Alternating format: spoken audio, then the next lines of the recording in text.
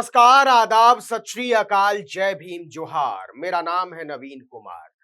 Bharatiya Janata party के युवा, तेज तर्रार और वरिष्ठ सांसद, पीलीभीत से सांसद वरुण गांधी ने किसको कहा है वोटों का चोर?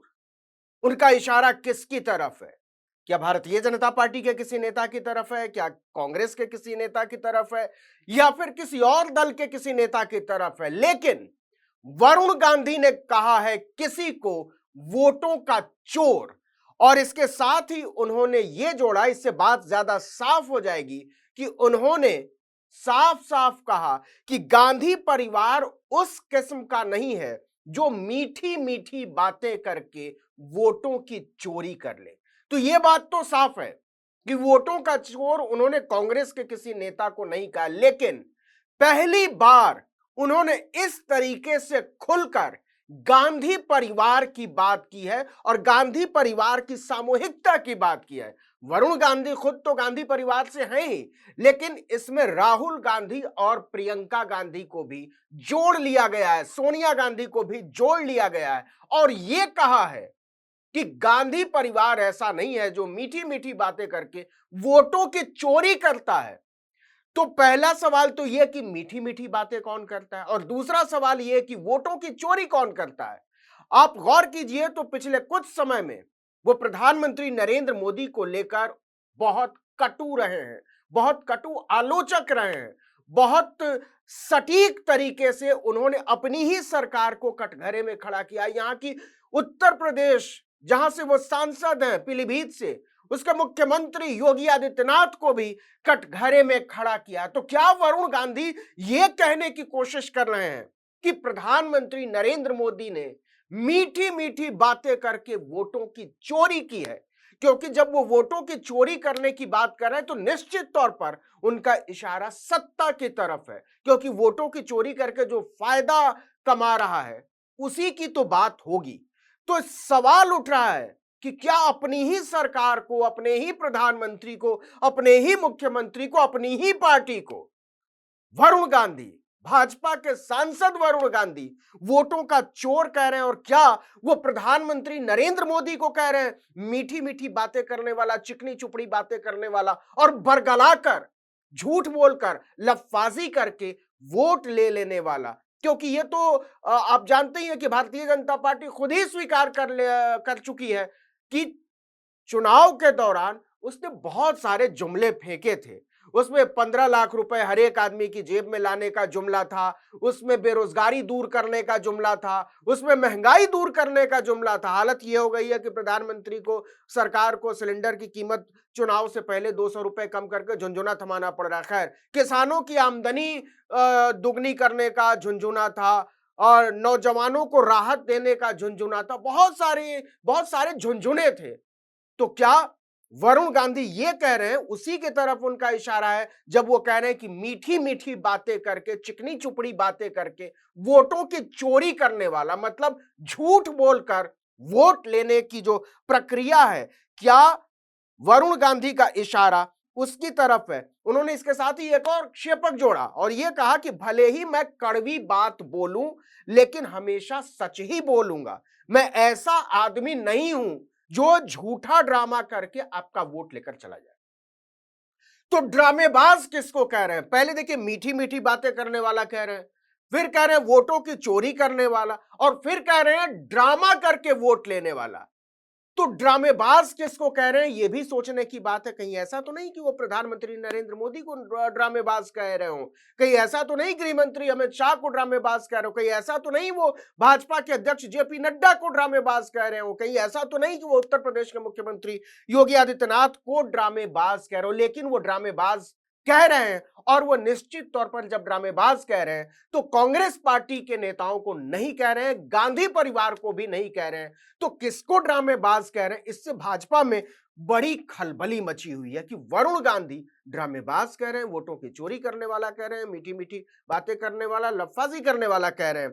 इसके बाद वरुण गांधी क्या कहते हैं? इसके बाद कहते हैं किसी को भी वोट देना, लेकिन भेड़ चाल में वोट मत देना। अगर नेता गलती कर रहा है तो उसकी हां में हां मत मिलाना, मुझसे भी सवाल करना। तो कौन है भारतीय जनता पार्टी में जिससे सवाल नहीं होते या जिससे सवाल करना मुश्किल है? कौन है भारतीय जनता पार्टी में और सरकार में जो प्रेस कॉन्फ्रेंस नहीं करता, जो पत्रकारों के सवाल नहीं लेता, जो देश के नागरिकों के सवाल नहीं लेता, जो सिर्फ अपनी बात करता है, अपने मन की बात करता है, अपनी भाषणबाजी करता है, अपनी लफाजी करता है? ऐसा कौन नेता है?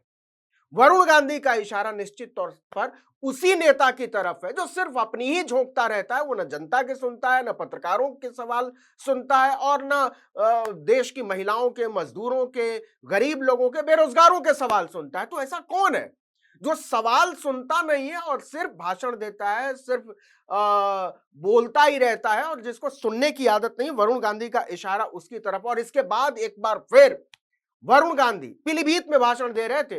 पीलीभीत से वरुण गांधी चुनाव लड़ने जा रहे हैं। आपको मैं बता दूं, हालांकि उन्होंने इसका ऐलान नहीं किया, इसकी घोषणा नहीं की, लेकिन जो उनके तेवर हैं वो यही बात, वो ये तेवर चुनौती वाले तेवर हैं कि किसकी हिम्मत है जो पीलीभीत से मुझे चुनाव लड़ने से और मुझे चुनाव जीतने से रोक दे। एकदम चुनौती की मुद्रा में है वरुण गांधी और वो लगातार पीलीभीत में जनता के बीच बने हुए हैं और अपनी ही सरकार को कटघरे में खड़ा कर रहे हैं। उन्होंने कहा कि धर्म और जाति के नाम पर वोट लेने वालों से हमें यह पूछने की जरूरत है कि वो रोजगार, शिक्षा या स्वास्थ्य जैसे गंभीर मुद्दे पर क्या कर रहे हैं। तो ये भी सवाल है कि कौन धर्म के नाम पर राजनीति करता है, कौन बेरोजगारों से दूरी बरतता है। लाल किले तक से धर्म की बातें होती है, तुष्टीकरण की बातें होती है। आपने गौर किया होगा 15 अगस्त के भाषण पर लगातार भारतीय जनता पार्टी के नेता 2024 से पहले जनता को धर्म की तरफ मोड़ने की कोशिश कर रहे हैं और धर्म नहीं, सांप्रदायिक तनाव की तरफ मोड़ने की कोशिश कर रहे हैं। आप देख लीजिए दिल्ली के पड़ोस में क्या हो रहा है, आप देख लीजिए सुदूर उत्तर पूर्व में क्या हो रहा है, आप उत्तर प्रदेश में देख लीजिए, मध्य प्रदेश में देख लीजिए। तो धर्म के नाम पर वोट मांगने की राजनीति या कहें इसकी विशेषज्ञता, इसका स्पेशलाइजेशन किसके पास है, किस पार्टी के पास है, किस नेता के पास है या किन नेताओं के पास है? वरुण गांधी कह रहे हैं कि इसके झांसे में आने की जरूरत नहीं है।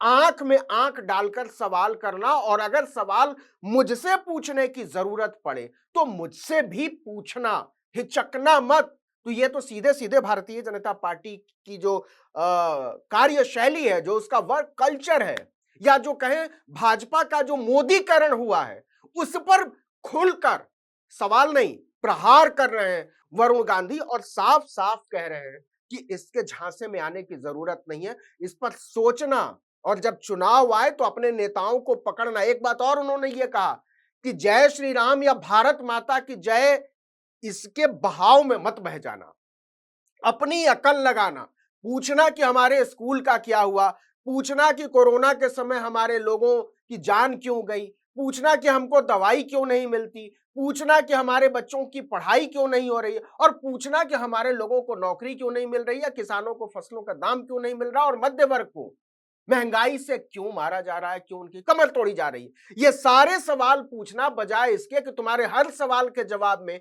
वो भारत माता की जय करें और तुम भी इसका जवाब भारत माता की जय से दो। नहीं, ये मत करना। अपने सवालों पर कायम रहना और उनसे पूछना कि हमने जो बेहतर जिंदगी के लिए आपको चुना था तो आपने किया क्या और क्यों हम आपको एक बार फिर से वोट दें। एक बात और वरुण गांधी ने कहा और वो सीधे सीधे उत्तर प्रदेश के मुख्यमंत्री योगी आदित्यनाथ पर टिप्पणी है, चोट है, प्रहार है। उन्होंने कहा कि महिला टीचर की शर्मनाक हरकत है और ज्ञान के मंदिर में एक बच्चे के प्रति घृणा के भाव ने पूरे देश का सिर शर्म से झुका दिया है। वो बात कर रहे हैं मुजफ्फरनगर की तृप्ता त्यागी की, जिन्हें सरकार ने, व्यवस्था ने, सिस्टम ने, पुलिस ने मिलकर साफ बचा लिया है। साफ मुकदमा वापस ले लिया, शिकायत वापस ले ली इरशाद ने। तो ये किस दबाव में हुआ? और दूसरी तरफ ऑल्ट न्यूज के संस्थापक मोहम्मद जुबैर के खिलाफ मुकदमा लिखा जाता। तो तृप्ता त्यागी जो बच्चे से, छोटे से बच्चे से घृणा रखती हैं, दूसरे बच्चों से पिटवाती हैं और ये साफ संदेश देने की कोशिश करती हैं कि ये देश एक खास धर्म के लोगों का ही है, उन्हीं का रहेगा और उन्हीं की बात करनी पड़ेगी, उन्हीं की जय बोलनी पड़ेगी। ऐसी ऐसी महिला को कानून की नजरों में अपराधी नहीं माना जाता। अपराधी माना जाता है ये खबर देने वाले, ये खबर दिखाने वाले, आगे बढ़ाने वाले मोहम्मद जुबैर को। तो एक धर्म को लेकर जो चश्मा सरकार की आंखों पर, सिस्टम की आंखों पर दिखाई देता है, वरुण गांधी उस पर चोट करते हैं। लेकिन जो नट स्टेल में कहानी है वो ये कि क्या गांधी परिवार करीब आ रहा है? क्या गांधी परिवार के लोगों के दिल मिल रहे हैं? क्या सोनिया गांधी और मेनका गांधी करीब आ सकती हैं? वरुण गांधी, राहुल गांधी, प्रियंका गांधी सब साथ मिलकर काम कर सकते हैं। और क्या कहती है टिप्पणी वरुण गांधी की, और उस टिप्पणी के छाये में जब वो आगे बढ़ते हैं तो कहते हैं कि मीठी मीठी बातें करने वालों को वोट मत करना, और जो लोग तुम मीठी मीठी बातें करके वोटों की चोरी करते हैं उनका ध्यान रखना। और गांधी परिवार ऐसा नहीं है जो ऐसा करके आपके वोटों की चोरी कर ले। सियासत बहुत गर्म है वरुण गांधी के इस बयान को लेकर, और इसमें 2024 से पहले बदलती हुई राजनीति के बहुत सारे संकेत छिपे हुए हैं, अगर आप समझते हो तो।